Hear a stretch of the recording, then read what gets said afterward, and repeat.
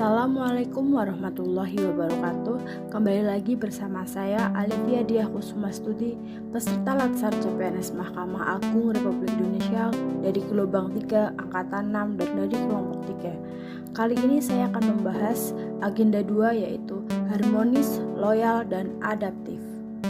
Dalam video sebelumnya, saya sudah membahas tentang berorientasi pelayanan, akuntabel, dan kompeten. Di video kali ini saya akan membahas harmonis, loyal, dan adaptif. Istilah harmonis merupakan sifat atau adjektiva yang memiliki pengertian bersangkut paut dengan atau mengenai harmoni yang seia dan sekata.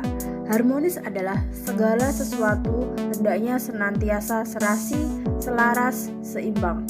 Yang adil dan yang makmur adalah harmonis. Ada 3 hal yang dapat menjadi acuan untuk membangun budaya kerja nyaman dan berenergi positif. Ketiga hal tersebut adalah: yang pertama, membuat tempat kerja yang berenergi. Sebagian besar karyawan atau orang dalam organisasi menghabiskan separuh hidupnya di tempat kerja. Untuk itu, tempat kerja harus dibuat sedemikian rupa agar karyawan tetap senang dan nyaman saat bekerja. Desain ruangan terbuka dapat meningkatkan komunikasi, hubungan interpersonal, dan kepuasan kerja, sekaligus optimal mengurangi terjadinya disharmonis yang disebabkan kurangnya komunikasi. Yang kedua, memberikan keleluasaan untuk belajar dan memberikan kontribusi. Selalu ingat, dalam sebuah organisasi, Anda bukan satu-satunya orang yang menjalankan alur produktivitas. Ketika Anda sudah mentok, ada baiknya Anda mencari ide dari orang-orang yang berada dalam tim. Hal tersebut mampu meningkatkan keterlibatan dan rasa memiliki karyawan dalam sebuah bisnis atau organisasi. Yang ketiga, berbagi kebahagiaan bersama seluruh anggota organisasi. Tak dapat dielakkan jika pendapatan adalah salah satu motivator terbaik di lingkungan kerja. Demikian juga rasa memiliki. Dengan membagi kebahagiaan dalam organisasi kepada seluruh karyawan dapat meningkatkan rasa kepemilikan dan meningkatkan antusiasme para karyawan. Beberapa peran ASN dalam kehidupan berbangsa dan menciptakan budaya harmonis dalam melaksanakan tugas dan kewajibannya adalah sebagai berikut. Yang pertama, posisi PNS sebagai aparatur negara, dia harus bersikap netral dan adil. Netral dalam artian tidak memihak kepada salah satu kelompok atau golongan yang ada, dan adil yaitu PNS dalam melaksanakan tugasnya tidak boleh berlaku diskriminatif dan harus objektif, jujur, dan transparan.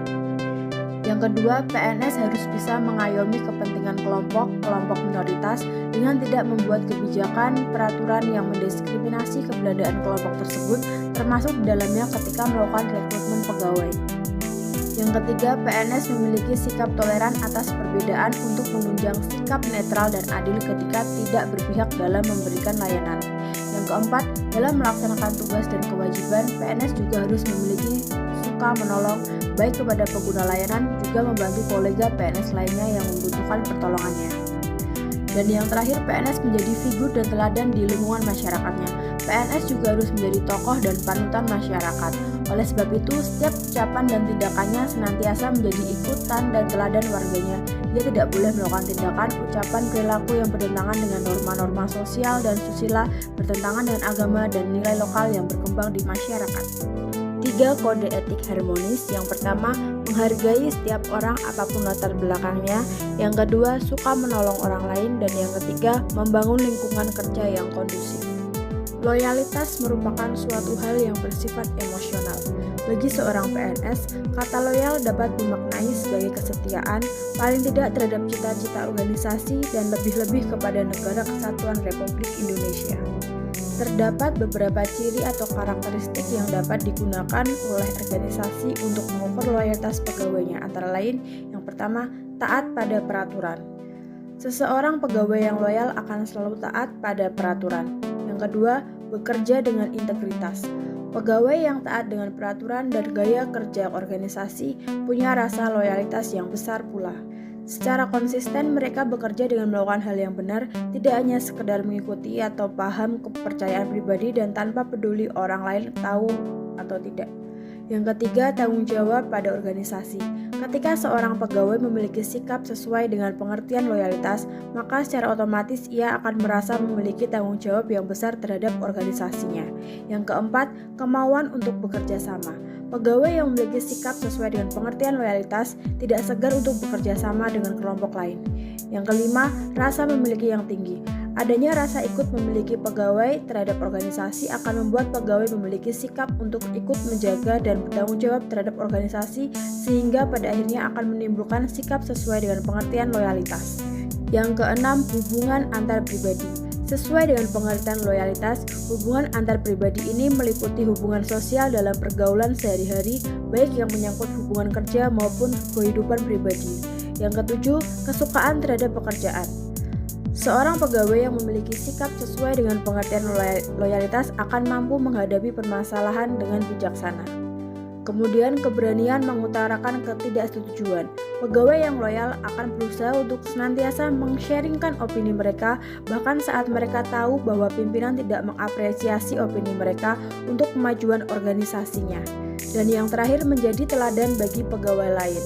Salah satu ciri loyalitas berikutnya adalah pegawai yang bisa memberikan contoh bagi pegawai lain, karena mereka yang bisa menjadi teladan biasanya akan selalu berpegang teguh pada nilai organisasi. Kata kunci yang dapat digunakan untuk mengaktualisasikan panduan perilaku loyal diantaranya adalah yang pertama, komitmen yang bermakna perjanjian untuk melakukan suatu atau hubungan keterikatan dan rasa tanggung jawab akan sesuatu. Yang kedua, dedikasi yang bermakna pengorbanan tenaga, pikiran, dan waktu demi keberhasilan suatu usaha yang mempunyai tujuan yang mulia. Yang ketiga, kontribusi yang bermakna keterlibatan, keikutsertaan, sumbangsi yang diberikan dalam berbagai bentuk. Yang keempat, nasionalisme yang bermakna suatu keadaan atau pikiran yang mengembangkan keyakinan bahwa kesetiaan terbesar mesti diberikan untuk negara. Dan yang terakhir, pengabdian yang bermakna perbuatan baik yang berupa pikiran, pendapat, ataupun tenaga sebagai perwujudan kesetiaan, cinta, kasih sayang, hormat, atau satu ikatan, dan semua itu dilakukan dengan ikhlas. Kode etik loyal. Yang pertama, memegang teguh ideologi Pancasila, Undang-Undang Dasar Negara Republik Indonesia tahun 1945, setia kepada NKRI serta pemerintahan yang sah. Yang kedua, menjaga nama baik sesama ASN, pimpinan instansi dan negara. Dan yang terakhir, menjaga rahasia jabatan dan negara. Adaptif adalah karakteristik alami yang dimiliki makhluk hidup untuk bertahan hidup dan menghadapi segala perubahan lingkungan atau ancaman yang timbul. Dengan demikian, adaptif merupakan kemampuan mengubah diri sesuai dengan keadaan lingkungan, tetapi juga mengubah lingkungan sesuai dengan keadaan atau keinginan diri. Ciri-ciri penerapan budaya adaptif dalam lembaga pemerintahan antara lain sebagai berikut. Yang pertama, dapat mengantisipasi dan beradaptasi dengan perubahan lingkungan. Bentuk antisipasi dan kemampuan adaptasi ini diwujudkan dalam praktek kebijakan yang merespon isu atau permasalahan publik sesuai dengan tuntutan dan kebutuhannya. Yang kedua, memanfaatkan peluang-peluang yang berubah. Pemerintah dalam memaksimalkan kinerja pelayanan publik maupun fungsi-fungsi lainnya seyogyanya mampu memahami dan memanfaatkan peluang yang ada. Yang ketiga, mendorong jiwa kewirausahaan. Dengan jiwa kewirausahaan ini, maka pemerintah dan birokrasi secara khusus melakukan pengelolaan sumber daya organisasi secara efektif dan efisien layaknya organisasi bisnis dengan memaksimalkan tata kelola aset dan modalnya. Kemudian, terkait dengan kinerja instansi, budaya adaptif seyogyanya diinternalisasi dan diwujudkan ke dalam organisasi sebagai upaya meningkatkan kinerja instansi. Dan yang terakhir, memperhatikan kepentingan-kepentingan yang diperlukan antara instansi mitra, masyarakat, dan sebagainya.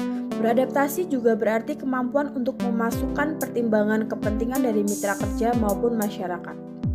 3 kode etik adaptif yaitu yang pertama, cepat menyesuaikan diri menghadapi perubahan, yang kedua, terus berinovasi dan mengembangkan kreativitas, dan yang ketiga, bertindak proaktif. Demikian video resum agenda 2 mengenai harmonis, loyal, dan adaptif. Terima kasih atas perhatiannya. Wassalamualaikum warahmatullahi wabarakatuh.